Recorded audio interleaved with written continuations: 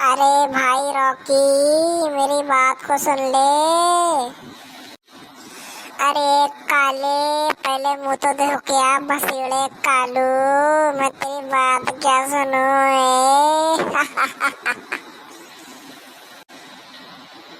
साले अभी तेरे पैर मारूंगा खींच के पैर, समझ रहा तू? काले को जानता नहीं है, जौन आदमी कलुअक नहीं जानत समझो उस दुनिया को नहीं जानत।